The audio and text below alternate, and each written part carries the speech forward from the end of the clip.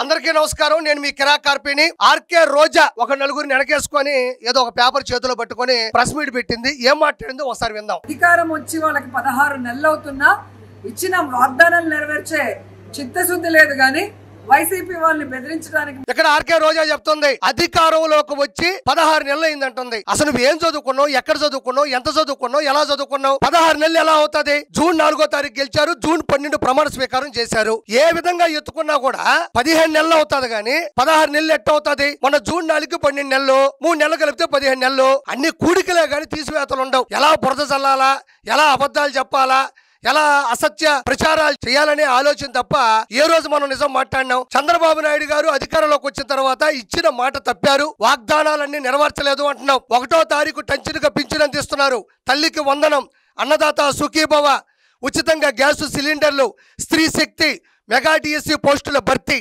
ఇది నేను ప్రత్యేకంగా చెప్పనక్కర్లేదు. బస్సులో వీడియోలు చూశారు.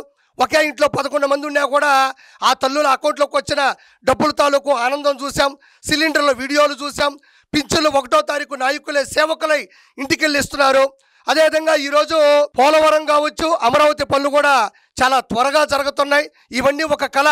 పూర్వం జగన్మోహన్ రెడ్డి 3 రాజధానులని అబద్ధాలు చెప్పి ఒక ఇటుక కూడా పేల్చకుండా అనవసరమైన టెండర్లు ఇచ్చి సొంత ప్రయోజనాల కోసం వాడుకున్నారు. కానీ ఈరోజు అమరావతి పనులు కావచ్చు, పోలవరం పనులు కూడా త్వరగా ముందుకెళ్తా ఉన్నాయి. అదేవిధంగా యువగలం పాదయాత్ర నారా లోకేష్ గారు ఇచ్చిన మాట ప్రకారం తండ్రి కొడుకులు ఇద్దరు కూడా శ్రీశైలం జలాశయం నుండి చిట్ట చివరి పొలాలు, స్థలాలు, చెరువులు ఉండేటువంటి కుప్పం నియోజకవర్గం వరకు కూడా దాదాపు 738 కిలోమీటర్లు, అంటే అత్యంత ఎత్తులో ఉండే కుప్పానికి కూడా నీళ్లు ఈరోజు పంపిణీ చేస్తున్నారు. నేను మొన్న వీడియోలు కూడా చేశానవి. అయితే రాయలసీమలోని 4 జిల్లాలు కడప, కర్నూలు, చిత్తూరు, అనంతపురం అన్ని చెరువులు, జలాశయాలు కావచ్చు, తాగునీరు, సాగునీరు కూడా అందించే ప్రక్రియ దిశగా కూడా మన చంద్రబాబు నాయుడు గారు కూడా మన హంద్రినీవ సుజల స్రవంతి పథకాన్ని కూడా అందుబాటులోకి తీసుకొచ్చారు. గతంలో ఎప్పుడూ లేని విధంగా దశాబ్దాల కళ రాయలసీమ. ఈరోజు వాళ్ళందరికీ కూడా నీళ్లు అందుబాటులోకి వస్తున్నాయి. ఇవన్నీ కూడా చంద్రబాబు నాయుడు గారు ఇచ్చిన మాట ప్రకారం నెరవేర్చుకుంటూ వెళ్తున్నారు. ఇంకా 1, 2 ఉన్నాయి. వాటిల్లో కూడా కరెక్ట్గా సర్వే చేసి పంపిణీ చేస్తారని నేను మనస్ఫూర్తిగా చెప్తున్నా. మాత్రం టైం ఉందనేది మీకు అర్థమవుతుంది. చంద్రబాబు నాయుడు తెలుసుకోవాల్సింది, ఈ రోజు నువ్వు ముఖ్యమంత్రిగా ఉన్నప్పుడు ఈ రాష్ట్రంలో రైతులు అష్ట కష్టాలు పడుతున్నారు. ఈరోజు ఆత్మహత్యలు చేసుకుంటున్నారు. రైతులు అష్ట కష్టాలు పడుతున్నావు అంటుంది ఆర్కే రోజా. ఏ రైతుకు అష్ట కష్టాలు పడ్డారు? నువ్వు నిజాయితీగా న్యూట్రల్ గా ఉండే రైతులు తీసుకొని మాట్లాడించు చూద్దాం. మీ పేటిఎంలు, మీరు డబ్బులు ఇవ్వగానే సిద్ధం సభలైనా ఎక్కడ ఏ మీటింగ్లు పెట్టినా వాళ్ళే వస్తుంటారు, వాళ్ళే రైతులు అవుతారు, వాళ్ళే జనాలు అవుతారు, వాళ్ళే తల్లులు అవుతారు, వాళ్ళే అన్నదాత సుఖీభవ రాలేదని రైతులు అయిపోతారు, వాళ్ళే గ్యాస్ సిలిండర్ రాలేదని కుటుంబ సభ్యులు అయిపోతారు, పింఛన్లు మాకు రాలేదని మధ్యతరగతి కుటుంబీకులు ఆ పేటీఎం వాళ్ళు అయిపోతారు. సామాన్యమైన అతి సాధారణమైనటువంటి ఆంధ్రప్రదేశ్ నుండి ప్రజలందరూ కూడా మెచ్చుకుంటున్నారు. ఈరోజు అన్నా క్యాంటీన్లు అయినా కూడా సర్వసాధారణ ప్రజలు ఆయన ఒక దేవుళ్ళ చూస్తున్నారు. అక్కడ పోయి గిన్నె పట్టుకునేది మీ పేటీఎం వాళ్ళే, తల్లికి వందనం రాలేదని యాక్టింగ్ చేసేది మీ వాళ్ళే, సభల్లో ఉండేది మీ వాళ్ళే, రైతులు మీ వాళ్ళే. ఎక్కడన్నా జగన్మోహన్ రెడ్డి పర్యటనలకు వెళ్తే, పరామర్శలకు వెళ్తే అక్కడ ఉండేది కూడా మీ వాళ్ళే. నువ్వు నిజమైన నికార్సైన రైతులు తీసుకొని మాట్లాడించు. అబద్ధాలు ఎందుకు? రైతులు అష్ట కష్టాలు పడతా అంటున్నావు.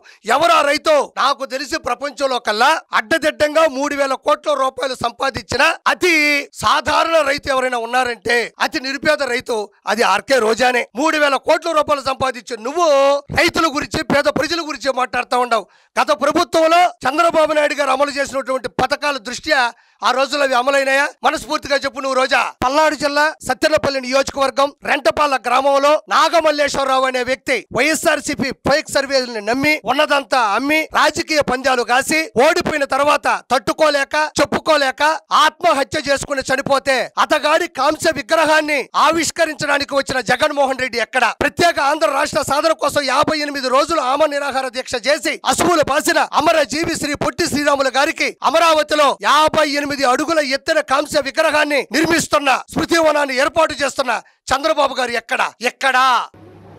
మామిడి రైతులు కానీ, పసుపు రైతులు కానీ, మిర్చి రైతులు కానీ, పొగాకు రైతులు కానీ, ధాన్యం రైతులు అందరూ కష్టపడుతుంటే ఈ రోజు ఆర్కే రోజా చెప్తుంది పసుపు రైతులు కావచ్చు, పొగాకు రైతులు కావచ్చు, ధాన్యం రైతులు కావచ్చు అందరూ కష్టపడుతున్నారు, ఇబ్బంది పడుతున్నారు అంటుంది. నిజమే. వాళ్ళు కష్టపడుతున్నారు, ఇబ్బంది పడుతున్నారు. ఎవరి వల్ల? జగన్మోహన్ రెడ్డి వల్ల. బంగారుపాళ్యంకి వెళ్ళాడు, మామిడికాయ రైతులకి గిట్టుబాటు ధరలు లేదని.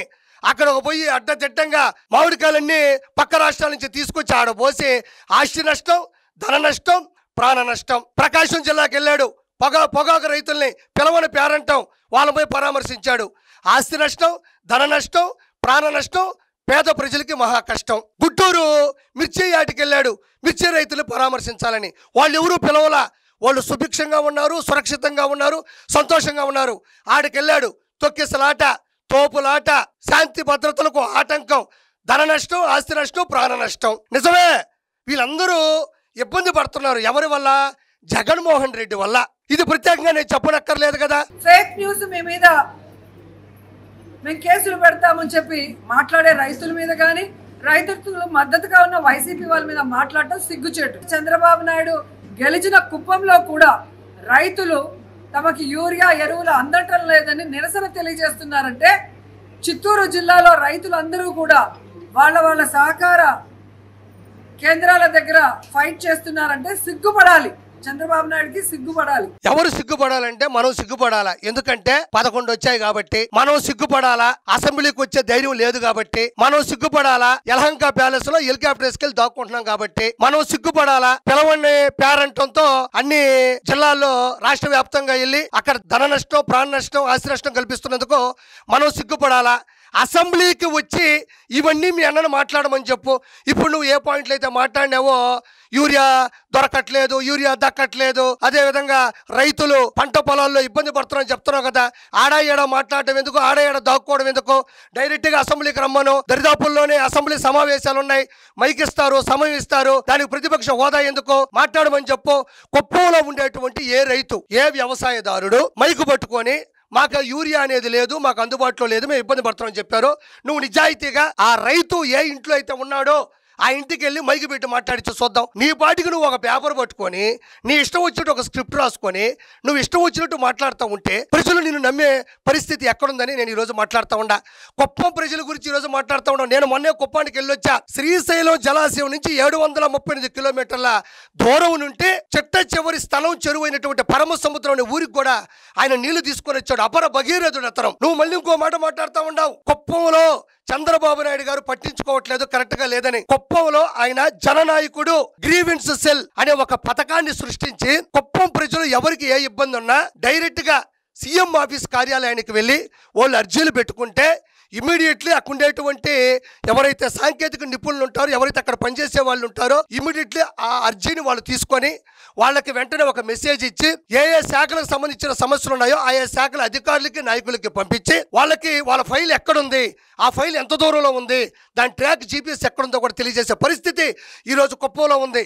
భారతదేశ రాజకీయ చరిత్రలో ఏ నియోజకవర్గంలో లేని విధంగా నారా చంద్రబాబు నాయుడు గారు జననాయకుడు గ్రీవెన్స్ సెల్ అని డైరెక్ట్గా సీఎం ఆఫీస్ కార్యాలయంలో ఒక యాప్ క్రియేట్ చేసి అక్కడ జరుగుతున్న అంటే దాదాపు ఇప్పటికి 9,000 అర్జీలు అందిస్తే 6,000 అర్జీలని పేద ప్రజలకి సానుకూలంగా స్పందించి ఆ సమస్యలను నిర్మూలించినటువంటి వ్యక్తి నారా చంద్రబాబు నాయుడు గారు. డైరెక్ట్గా ఆయన కుప్పం సంబంధించినటువంటి నియోజక ఎమ్మెల్యే కాబట్టి ఆయన ఏ రాష్ట్రంలో ఉన్నా, ఎక్కడ ఆఫీసులో ఉన్నా వీటికి సంబంధించిన ప్రతి సమస్యని ఆయన టేబుల్ దగ్గరికి ఆన్లైన్లో తెప్పించుకొని ఆ సమస్యని ఇమీడియట్లీ వాటిని రూపుదిద్దుతున్నాడు నారా చంద్రబాబు నాయుడు గారు.